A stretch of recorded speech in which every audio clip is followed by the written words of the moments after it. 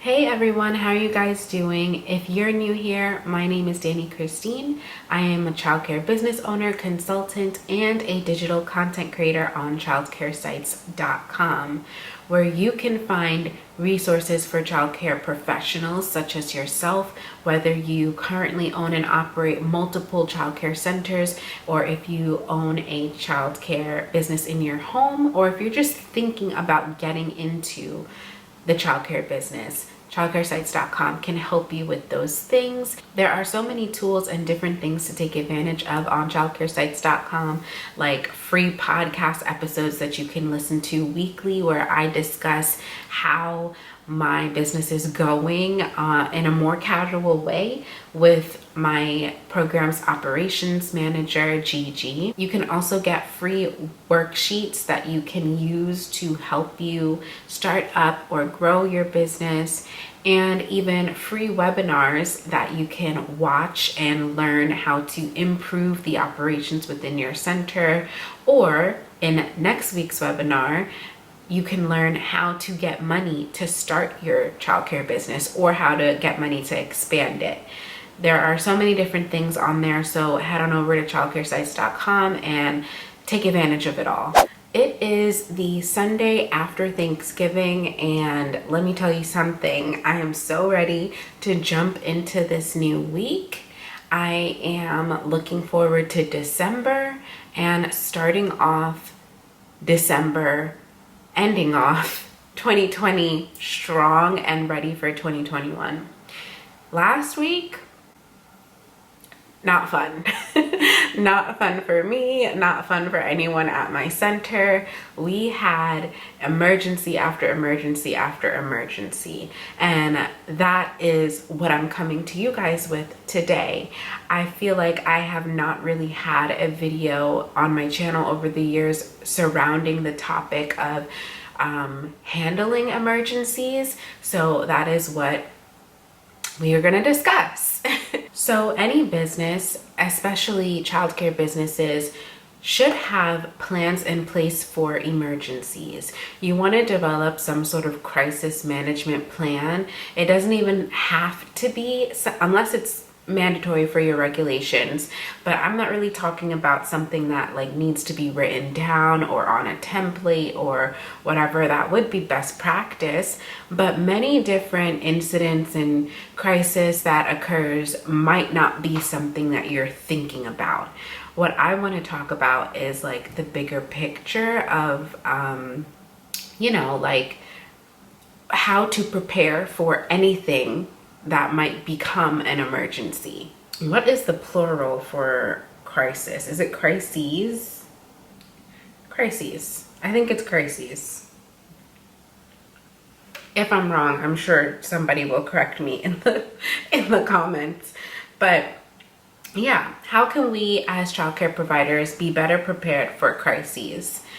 So I don't normally discuss like when negative situations directly happen within my centers, just because it's not something that I like to harp on. But I do think that the events over this past week and just in general, things that happen that are not my favorite thing to deal with would be important to share with you guys, so that in case you're going through them, or if you want to put plans in place in the event that you do go through certain situations, you have some guidance. So I don't mind sharing. So last week, the police were at my center 3 different times for 3 different situations. Everybody is okay. There is nothing that I am concerned about at the moment. As you know, as childcare providers, we are mandated reporters, just like, doctors and healthcare workers and people that work in nursing homes. Mandated reporters are people who have regular contact with vulnerable people and are therefore legally required to make a report if abuse is observed or suspected. So over the years, we have made calls to the mandated reporter hotline multiple times. Just, we need to cover our own selves, even if we're not sure that we suspect abuse. It's even if there is a situation where we have to question, is this child safe at home? We're gonna make a report.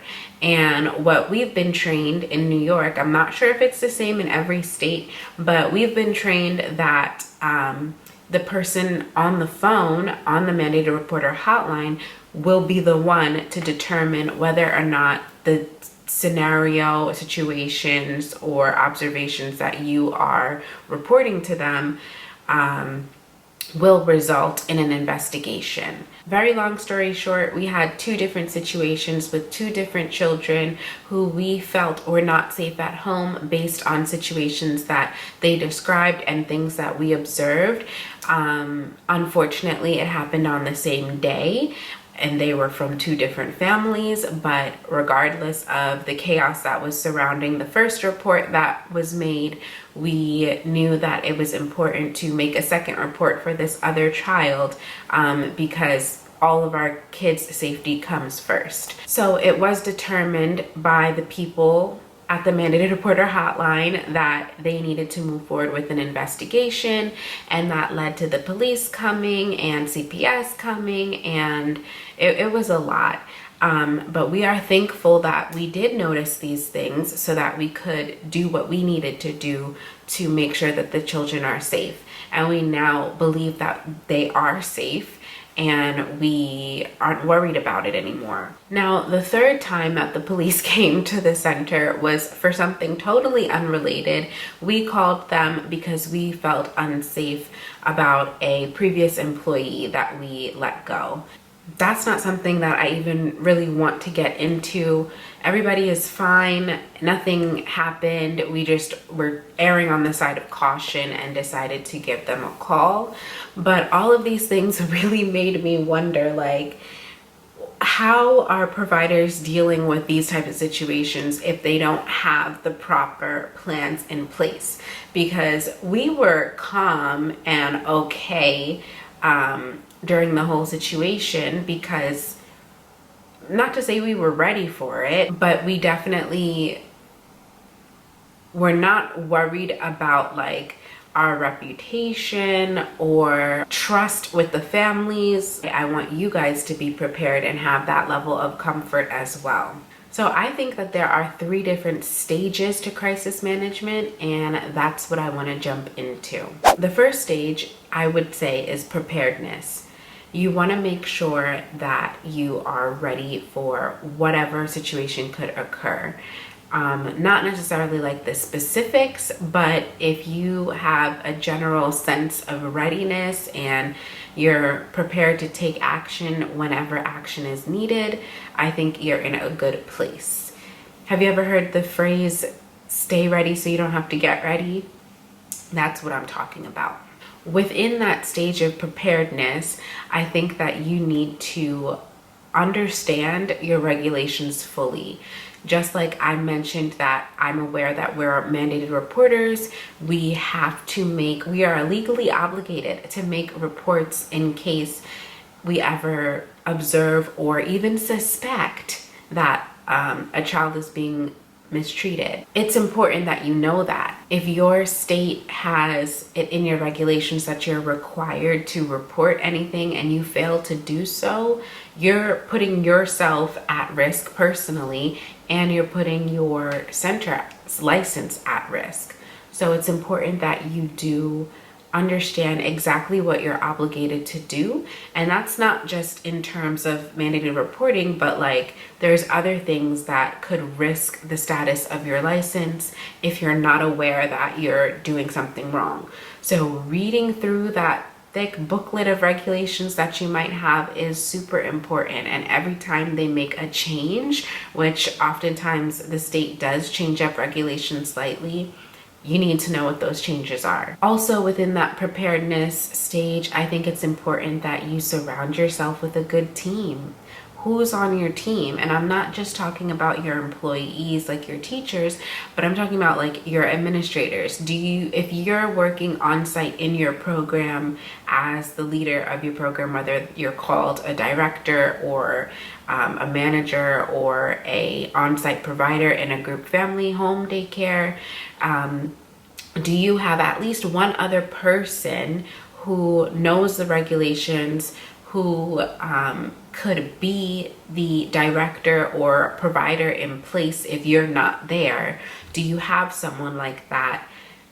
Because emergencies and crisis could happen to you personally that removes you from the business. Do you have someone that can take over so that you don't have to close down and miss out on income or lay off your employees? It's important to have someone like that on your team. And outside of your employees altogether, do you have a good attorney that you can speak with about the different crises that might happen and you can get guidance? The day that all the situations that I just explained, the day that happened, I was on the phone with my attorney for like half an hour. At the end of the day, I ended my night talking to my attorney about all situations. Do you have somebody like that you know can provide legal guidance? If you don't, you need to get one, regardless of how small your program might be, even if it's just a home daycare with a handful of kids. If you're providing care for children that are not your family members, you might want to get yourself an attorney. If you have employees, you might want to get yourself an attorney.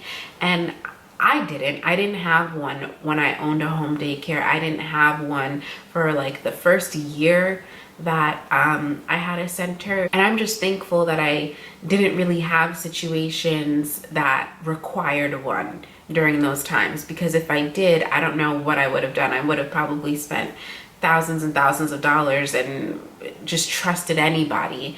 But while you are comfortable and not worried about crisis or emergencies, now is the time for you to shop around and find the best people to be on your team, whether that be an administrator that can help you or an attorney or whoever else you might think would be helpful for you. And the final step of getting yourself prepared, I would say, would be to develop your own company policies to respond to certain emergencies or crisis.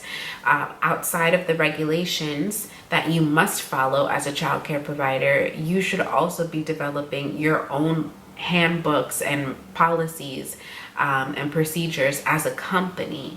There are things that the state doesn't cover within their regulations that you need to make decisions on and inform your families about and inform your employees about. And you should have all of those things written down in personnel policies or family handbooks.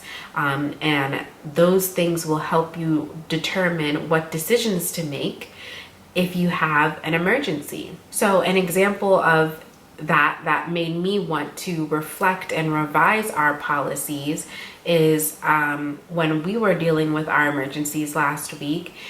When I called the mandated reporter hotline, they mentioned at the end of the call that it could take 24 hours for CPS to respond to this incident, right? They told me that they were going to investigate, but it could take up to 24 hours.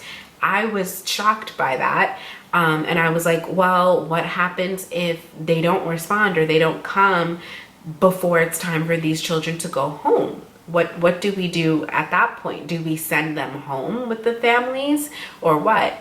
And the only response that they could give me is, whatever's in your policy. They said CPS does usually respond quickly and will most likely come that day. But if they don't, you just have to follow whatever's in your policy. And I was just like, we don't have a specific section of our policies that say what will happen after we make a report and CPS doesn't show up. So I wrote that down and I was like, we got to revise our policies for the future. Thankfully, we didn't have to worry about that because CPS did show up and although, everything else fell into place, so it was fine. But that's an example of something that I was not ready for. So moving on to the second stage, The second stage of crisis management is actually dealing with a crisis. If an emergency arises and you have to handle that situation, what steps are you going to take to handle it and resolve it and get everything back to normal? First step, stay calm. There are emergencies way bigger than the stuff that happened in my program last week that you could deal with at any time with operating a childcare business. That's the reason why we have fire drills, or evacuation drills, or shelter in place drills, or plans for whenever incidents with children might happen. The reason why we have like emergency phone numbers listed by the phone. There are so many things that you might have to deal with at any moment when children are in your care, that might be immediate high stress. And the last thing that you want to do, especially when you're leading a team, especially when children are around looking at you, towards you for help or for guidance or what are we going to do next, the last thing you want to do is panic. You might panic for a couple seconds in your brain. You might step out the room for a minute or two and get yourself together, but you as the leader of your business needs to woosah and remain calm. I find that sometimes whenever we are in those immediate high stress situations that I have like an outer body experience where I just try my best to remain neutral in my face and be calm and just take the next step, which is you want to remember that you are the leader. And as the leader, if somebody is looking at you for guidance and you're freaking out, pulling your hair out, running around in circles, they're going to do the same, or they're not, at the very least, they're not going to be comfortable or confident in your decision-making skills as the leader. After remaining calm and remembering that you are the one dealing with the situation, you want to quickly reflect on what you remember from your regulations and your policies that you've developed. So that's why it's important to read them, study them, learn them while you're not dealing with anything, so that when situations do arise, you can say to yourself and whoever else needs the message what is outlined in your policies without having to go to the computer or go to your binder and flip through them to see. You might not have time for all of that. You want to make sure that you're able to make a quick, confident decision that is justifiable because it is written in your regulations and policies that you have communicated to whomever else is concerned in advance, if that makes sense. And the reason why I say make a decision confidently is because oftentimes, and I've experienced this as well, first starting out, you are unsure, what to do, maybe because you don't know the regs or you don't remember what's in your policies, or you have option A or option B, and you might, be unsure of what to do, and that kind of stuff doesn't lead to good decision making. It won't lead to a good outcome. You want to know for sure that the decisions that you're making are even if they end up not being the best, you can at least justify why you did that based on your preparedness from before the emergency even happened.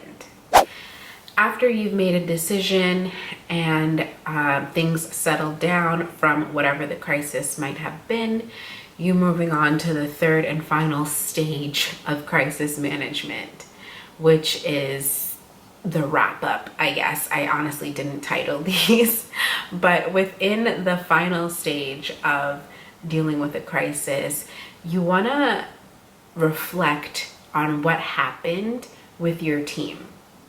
So whether your team is just you, which it shouldn't be, it should be at least you and another person that you trust to handle situations within your business if you're not there. So like an administrator, a director, or your assistant, whomever, discuss with your team. You should also discuss with your attorney if you have an attorney on your team.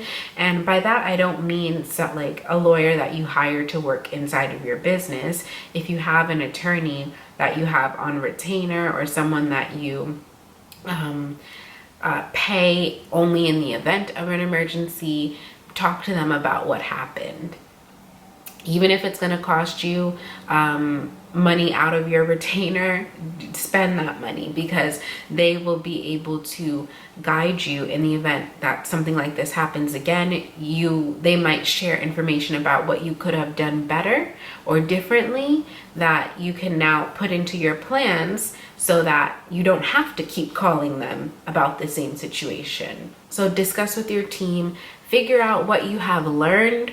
If there is anything to have learned from the situation, like I shared what I learned about what happened in my program last week, I now know that I should figure out what to do in the event that CPS doesn't show up and it's time for a child that we're worried about to go home. I honestly didn't think that that's something that should be our decision as childcare providers, but now I know that's a conversation that needs to be had with my attorney, so we can plan and put in our policy what we should do if something like that ever happens. The second step within this wrap-up final stage is documentation.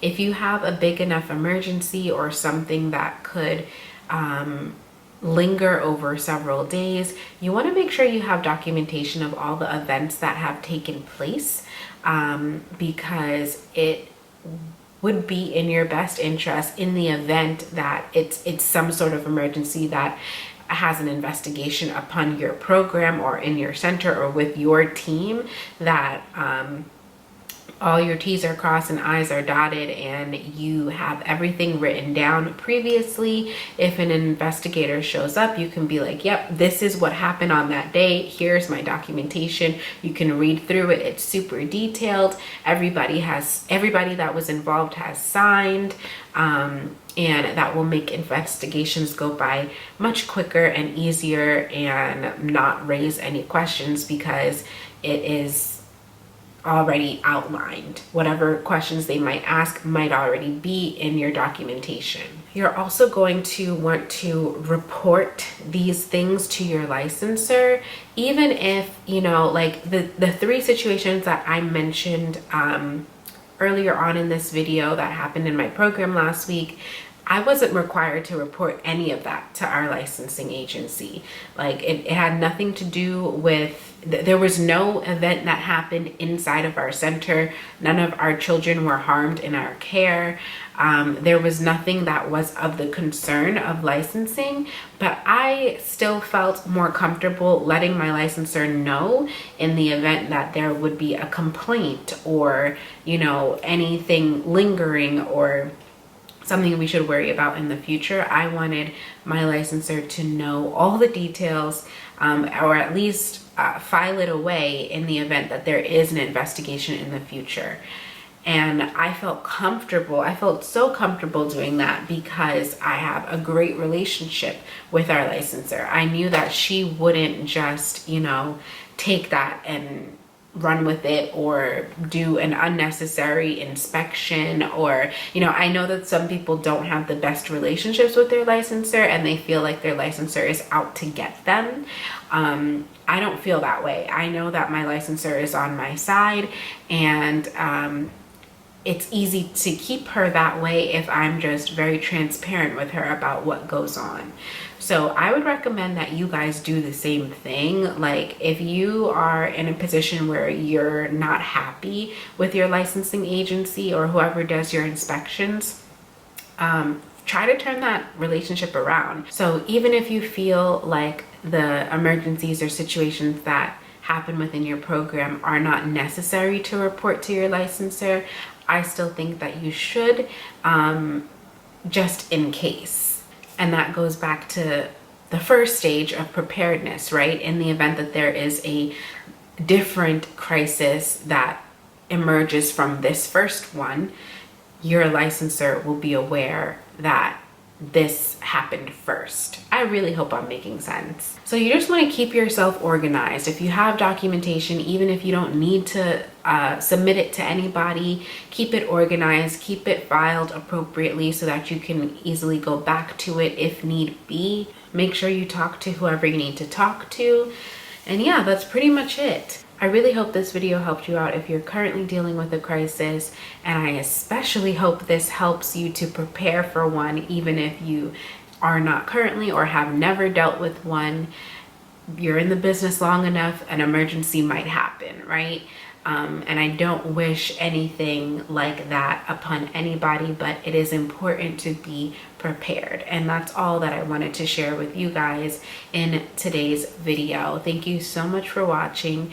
Please be sure to like this video if you learned from it, and leave a comment below if you have any questions or if you want to share your own tips. Maybe you've been through something that another provider who is new or thinking about getting into the business might not think of. If you have your own situations that you would like to share, please leave them in the comments below. Unrelated, next week I am hosting another webinar on Wednesday at 6 p.m. Eastern Time, where you can find out how you can get money to start up or expand your childcare business. That is one of the most frequently asked questions that I get whenever someone books me for a consultation. They want to know where they can get money to start their business. You might find your answer in next week's webinar. So go to childcaresites.com/webinars to sign up for the next webinar Wednesday.